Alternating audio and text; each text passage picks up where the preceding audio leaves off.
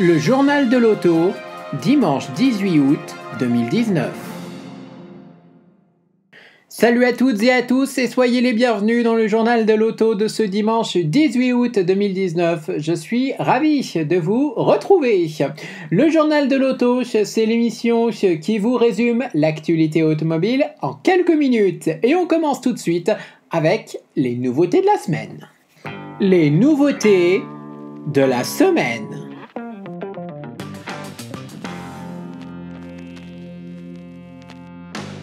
Et on débute l'actualité nouveauté de la semaine avec Volkswagen qui dévoile un SUV cabriolet. Oui, vous avez bien entendu, un SUV cabriolet. Après Land Rover qui a proposé son éphémère Range Rover Evoque cabriolet, c'est au tour de Volkswagen de décliner le T-Roc en version cabriolet. Mais avant de tout vous dire sur cette nouveauté, laissez-moi quand même le temps de vous expliquer comment est né le phénomène des SUV cabriolets. C'était il y a déjà quelques années de cela, il y a moins de 10 ans de cela, quand Nissan aux États-Unis avait dévoilé un inédit Nissan Murano Cross Cabriolet. Et depuis, eh bien, les marques s'y mettent et proposent des SUV cabriolets. On a donc eu le Range Rover Evoque Cabriolet, on a maintenant le T-Roc Cabriolet et sans doute que nous aurons d'autres SUV cabriolets à venir dans les années à venir. Mais alors, que faut-il savoir sur cet inédit T-Roc Cabriolet qui sera l'une des stars du stand Volkswagen au prochain salon de Francfort mi-septembre 2019 aux côtés de l'inédite compacte ID3 100% électrique. Je vous propose donc tout de suite de découvrir le T-Roc Cabriolet dans le journal de l'auto. Ce n'est pas une blague, ce n'est pas un concept. Volkswagen a bien conçu une version cabriolet de son SUV compact. Le T-Roc perd donc 2 portes et gagne une capote en toile qui se replie en moins de 10 secondes. L'arrêt de la coccinelle aurait pu signer la fin de la carrosserie cabriolet dans la gamme Volkswagen. Mais à partir du printemps 2020, l'Allemand aura de nouveau de quoi satisfaire les amateurs de conduite cheveux dans le vent. Non, la Golf découvrable ne sera pas de retour. Volkswagen a choisi de décoiffer le T-Roc. Décidément, les SUV s'invitent dans toutes les catégories. Volkswagen n'a rien inventé. Sa démarche surprend d'ailleurs car les précédentes tentatives chez d'autres constructeurs n'ont pas marché. Dernière en date, l'éphémère Range Rover Evoque Cabriolet. Volkswagen espère qu'avec un tarif plus accessible, son T-Roc peut avoir un meilleur destin. Par rapport au modèle de départ, le changement ne concerne pas seulement la partie supérieure, mais aussi le nombre d'ouvrants. Le T-Roc a ici perdu 2 portes. Ce cabriolet reçoit une capote en toile souple qui s'ouvre et se ferme en seulement 9 secondes, une rapidité permise par l'absence de couvre-capote. La toile se replie directement derrière les sièges, l'opération pouvant se faire en roulant jusqu'à 30 km/h. L'avant du cabriolet est identique à celui du 5 portes. L'arrière est très proche avec bien sûr une malle spécifique sur laquelle il y a un becquet proéminent. Le coffre annonce une capacité de 284 litres, ce qui n'est pas beaucoup. On a 445 litres sur la 5 portes. Le véhicule mesure 4,27 m de longueur et 1,52 m de hauteur. Dans sa transformation, le T-Roc a aussi perdu une place, 2 passagers étant admis à l'arrière. Les arceaux de sécurité sont parfaitement cachés derrière la banquette. La planche de bord ne change pas, avec sur les versions hautes une instrumentation numérique 11,7 pouces. Volkswagen a décidé de resserrer au maximum l'offre de motorisation. Le cabriolet va se contenter de 2 moteurs essence TSI, le 3 cylindres 1 litre de 115 chevaux et le 4 cylindres 1 litre 5 de 150 chevaux. Ce dernier pourra être commandé avec la boîte double embrayage DSG à 7 rapports. Il n'y a donc pas de diesel au programme et pas de transmission intégrale. La marque juge que la clientèle visée n'attend pas cela. Le T-Roc cabriolet fera ses débuts en public mi-septembre au salon de Francfort et sa commercialisation est donc attendue au printemps 2020. On poursuit l'actualité nouveauté de la semaine avec Hyundai qui annonce un concept électrique du côté du salon de Francfort 2019. Chez Hyundai, il y aura donc de l'électrique, beaucoup d'électrique, vu qu'il y aura une auto de compétition électrique, ça vous en a parlé lors de la précédente édition du journal de l'auto. Et aujourd'hui, je vous parle d'une autre nouveauté électrique qui sera présente sur le stand Hyundai à Francfort dans moins d'un mois. C'est un concept concept. Alors que faut-il savoir sur cette annonce? Eh bien les premières infos, c'est maintenant. En plus de la nouvelle i10 et d'une auto électrique de compétition, Hyundai a prévu un concept de véhicule électrique futuriste annonçant notamment les prochaines évolutions de design en matière d'habitacle et d'intérieur. Il va y avoir de l'électricité dans l'air chez Hyundai au salon de Francfort. Le constructeur coréen a déjà promis de nous dévoiler une auto de compétition à batterie qui pourrait être engagée dans le nouveau championnat TCR à véhicules électriques. Il s'agirait alors d'une berline dérivée de l'i30 qui dispose déjà d'une variante N sportive homologuée route. Le second modèle branché sera un concept annonçant les futures évolutions de style, notamment en termes de design intérieur chez Hyundai. Le géant asiatique est déjà expérimenté en matière d'électrification, que ce soit en hybride simple, hybride rechargeable ou encore en électrique avec le très bon Kona électrique. L'image jointe par Hyundai n'est toutefois pas toute nouvelle. Il s'agit d'une ébauche d'étude de style qui avait été présentée à la Design Week à Milan plus tôt dans l'année. Mais il se pourrait bien que le concept qui sera à Francfort s'inspirera de ces courbes fluides. Évidemment, le plus intéressant se trouvera à l'intérieur, notamment pour avoir une idée des évolutions à venir dans les habitacles Hyundai au cours de la prochaine décennie. On poursuit avec Bugatti qui fête ses 110 ans cette année. Et pour fêter ses 110 ans, Bugatti dévoile la 110, une auto limitée à 10 exemplaires et forte de 1600 chevaux. Pour fêter ses 110 ans, Bugatti a imaginé un modèle inédit qui rend hommage à l'EB110. Nommé 110, il sera produit en 10 exemplaires. Ils ont été vendus 8 millions d'euros pièce, hors taxe. Année faste pour Bugatti qui a souhaité fêter dignement ses 110 ans.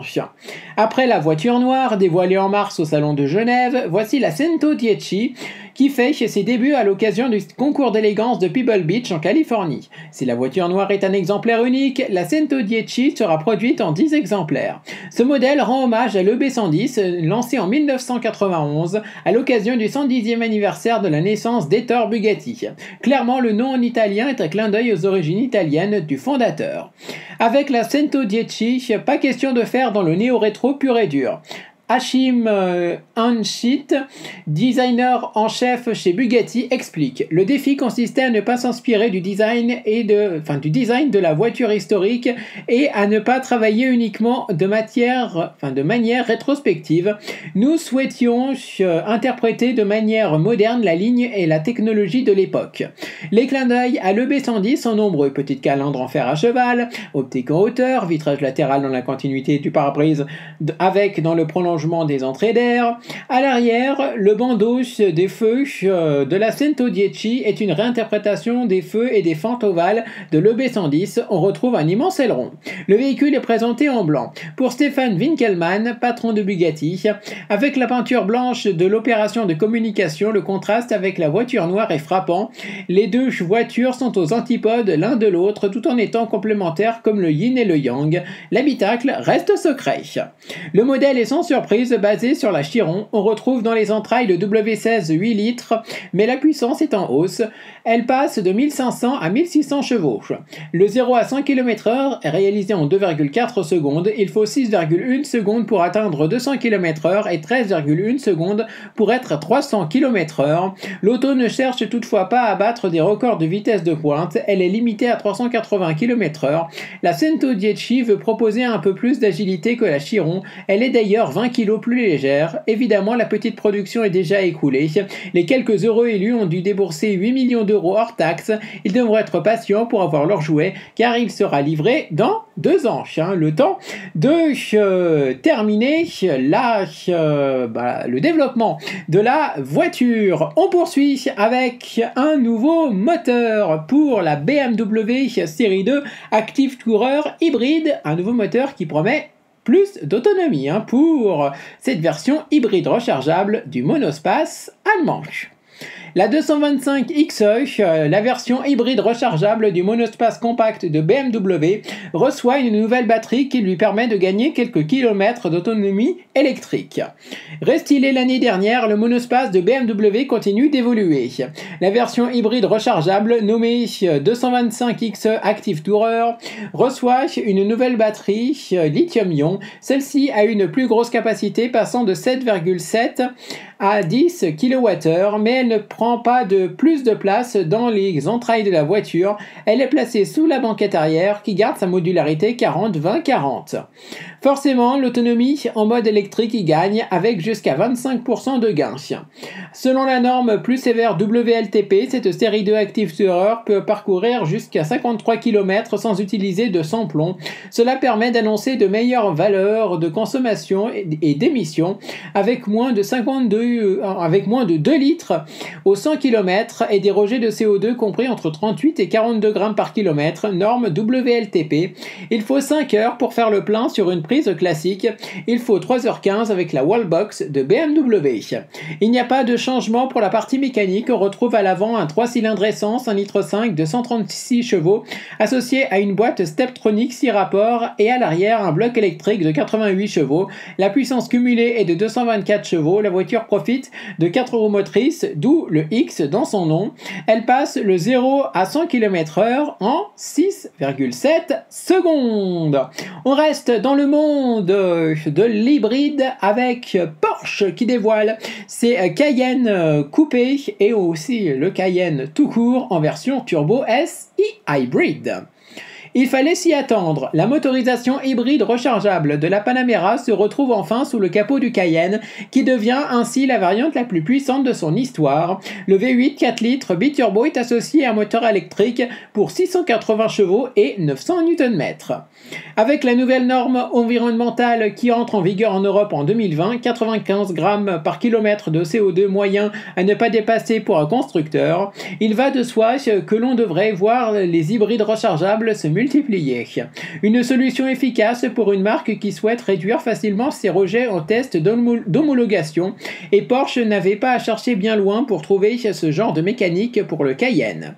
Le SUV est aujourd'hui dévoilé dans une version Turbo S e-Hybrid qui hérite en fait de l'ensemble motopropulseur de la Panamera Turbo S e-Hybrid. Il s'agit d'un V8 4 litres biturbo de 550 chevaux auquel Porsche a greffé un moteur électrique logé dans la boîte de vitesse.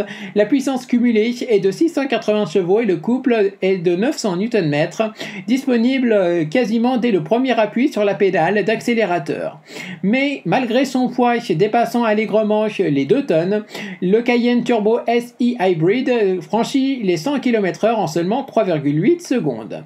Et évidemment, le test d'homologation donne une consommation particulièrement faible, 3,7 litres au 100 km de moyenne. Ceci sera effectivement atteignable dans la vraie vie et si seulement si le propriétaire effectue un maximum de kilomètres en mode électrique, sinon le Cayenne tournera avec le seul V8 4 litres et la consommation qui va avec.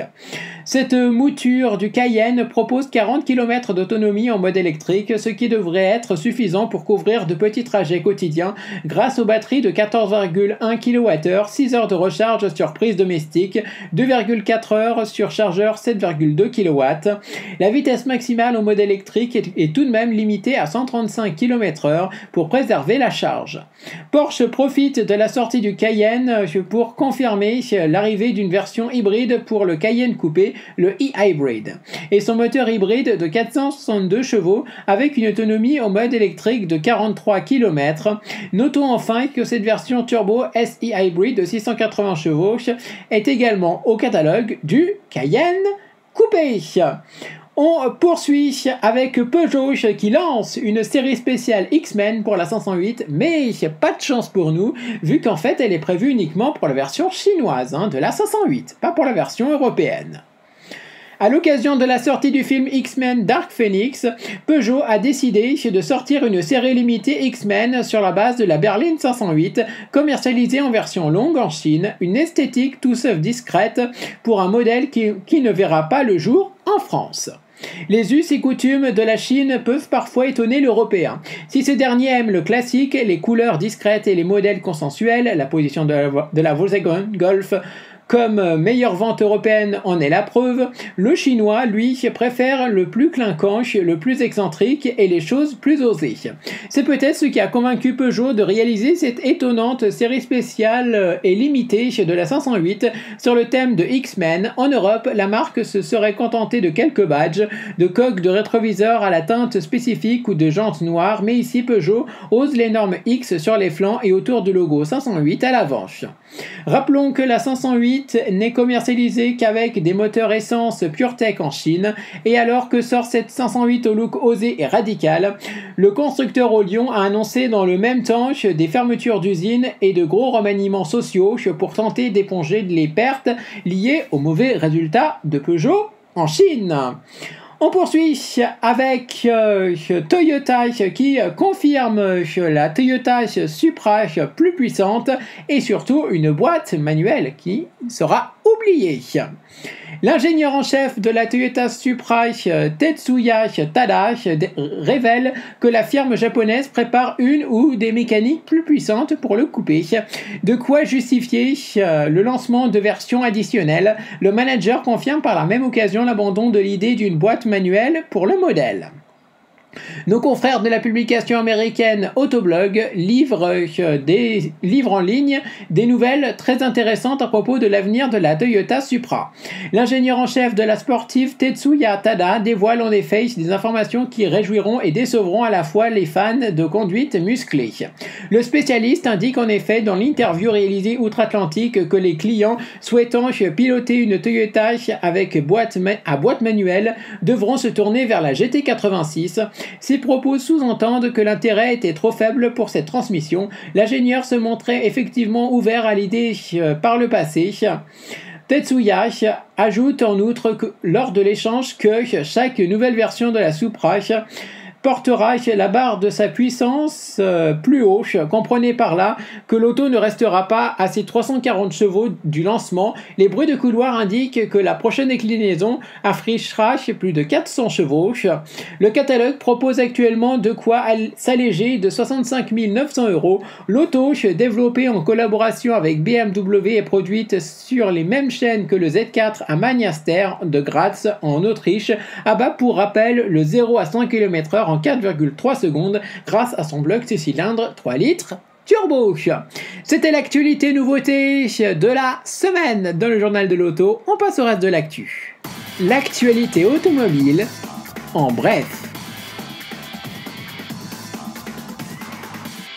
Dans le reste de l'actualité automobile de ce dimanche 18 août 2019, on commence avec Bugatti qui se fixe comme objectif de dépasser les 500 km/h avec ses modèles. Stefan Winkelmann, patron de Bugatti, l'a confirmé. Franchir les 500 km/h est toujours une possibilité même si les contraintes liées aux pneumatiques persistent.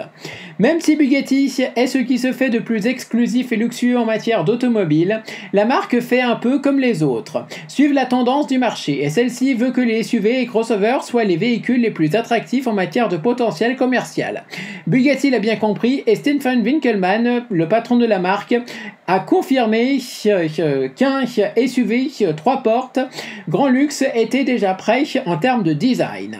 Il ne manque plus que l'approbation de la maison mère et un business plan solide, deux choses cruciales pour passer à la validation. Malheureusement pour ceux qui espéraient voir une résurrection de la Royale, Bugatti semble préférer suivre la voie du SUV pour le second modèle. Les 5 prochaines années seront donc importantes pour Bugatti qui pourrait également se lancer dans une autre voie, franchir les 500 km/h.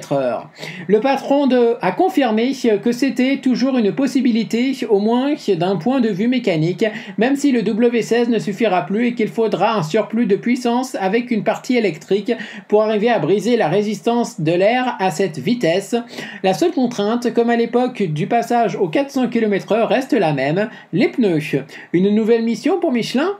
Affaire à suivre. On poursuit avec Audi qui va proposer des feux à la signature lumineuse personnalisée et ça sera pour le futur Q4 e-tron.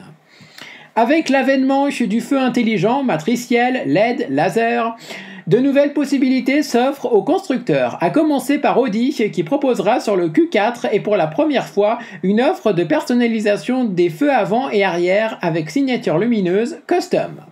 Il est déjà possible de personnaliser les automobiles modernes de diverses manières. Insert dans l'habitacle de toutes les couleurs, jantes, coques de rétroviseurs et même boucliers, sorties d'échappement ou encore pièces de carrosserie en carbone chez certaines marques premium, mais il n'y a aucun constructeur qui est allé jusqu'à proposer la personnalisation des feux. C'est pourtant ce que fera Audi selon Autocar dès 2021 au moment de la sortie du Q4 e-tron. La marque allemande, qui est déjà spécialisée dans les feux haut de gamme, Matrix Laser, va commercialiser le SUV avec une offre de 25 de signatures lumineuses différentes pour les feux avant et arrière. Marc Lichte, le patron du design, a confirmé l'information et si le Q4 e-tron sera le premier modèle à inaugurer cette technologie chez Audi, gageons que nous la retrouverons ensuite rapidement sur d'autres modèles. Il y a également fort à parier que la concurrence suivra dans cette tendance. Rappelons que l'éclairage a fait un bond en avant énorme ces dernières années, chez les constructeurs ayant fortement investi pour faire évoluer cette partie de l'automobile qui était restée relativement figée depuis la sortie des premiers feux Xenon. On poursuit avec Hyundai et Kia qui préparent leur futur pick-up et ça sera pour bientôt. Les constructeurs coréens sont dans les derniers à ne pas proposer de pick-up compact, mais Kia a déjà débuté le développement de son modèle qui sera proposé en simple et double cabine et avec des moteurs diesel et essence. La commercialisation en Europe est en revanche tout sauf certaine. Les Toyota Hilux, Isuzu D-Max et Mitsubishi L200 auront bientôt non pas un, mais deux nouveaux concurrents asiatiques. Le groupe coréen Hyundai Kia travaille en effet sur le développement du premier pick-up issu du centre de conception de Séoul. Le concept Hyundai Santa Cruz aura donc bien une suite en production. Pour le moment, la grande interrogation de ces pick-up qui ne devraient pas être en concession avant 2022 concerne la commercialisation. Les verra-t-on en Europe? C'est possible, étant donné qu'il ne s'agit pas de pick-up de grand gabarit comme le Ford F-150, mais il faudra pour cela que Hyundai et Kia adoptent la motorisation diesel sur leurs modèles respectifs, sous peine d'avoir du mal à écouler les pick-up en Europe face à une fiscalité basée sur les rejets de CO2. À la différence d'autres constructeurs comme Mercedes, Hyundai et Kia partent d'une feuille blanche et développent la plateforme en interne. Des blocs diesel et essence seraient déjà au programme, même si les deux constructeurs attendent le feu vert définitif pour lancer ces pick-up à l'international et assurer une rentabilité minimale. On poursuit l'actualité automobile avec Opel qui préparait une nouvelle Insignia sur plateforme Peugeot et ça serait pour 2022. La présentation de l'Opel Insignia Restylée est imminente. Cela n'empêche pas le groupe PSA de réfléchir à sa remplaçante. Les bruits de couloir indiquent en effet que cette dernière reposera sur une plateforme partagée avec Peugeot. Son intronisation se déroulera en 2022. Le calendrier de la gamme Opel s'accélère. Les ingénieurs peaufinent actuellement les derniers réglages de la grande berline Insignia Restylée.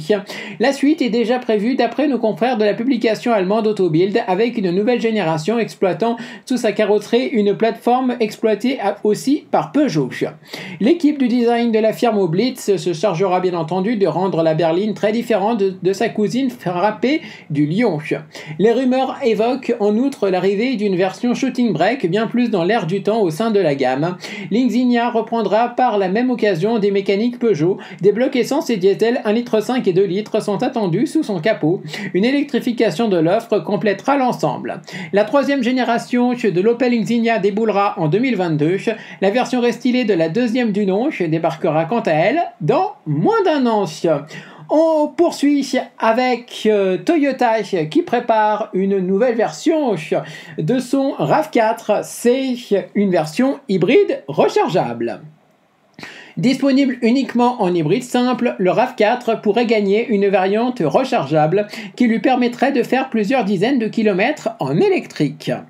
Toyota est le roi de l'hybride mais continue de miser sur l'hybridation simple. Le moteur électrique peut faire avancer seule la voiture sur une courte distance. La marque a bien dans sa gamme de l'hybride rechargeable mais ce type de technologie reste cantonné à l'original Prius et n'a jamais été décliné sur les modèles plus conventionnels. Cela devrait changer dans les mois à venir. Selon Autocar, un prototype de RAV4 hybride rechargeable a été surpris en séance de test. Le véhicule n'avait quasiment pas de camouflage, à part au niveau de l'aile arrière côté droit. Visiblement, cela cache une deuxième trappe pour la prise, celle pour le sans-plomb étant à gauche. Le SUV ne devrait pas reprendre la mécanique de la Prius. Celle-ci reçoit un 1,8 litre essence et un bloc électrique qui développe ensemble 122 chevaux. Cela s'annonce juste pour le SUV familial. Ce dernier pourrait avoir un système dérivé de ses motorisations hybrides simples, avec un 2,5 litres essence. L'ajout d'une plus grosse batterie permettrait de parcourir plusieurs dizaines de kilomètres sans utiliser de sans-plomb.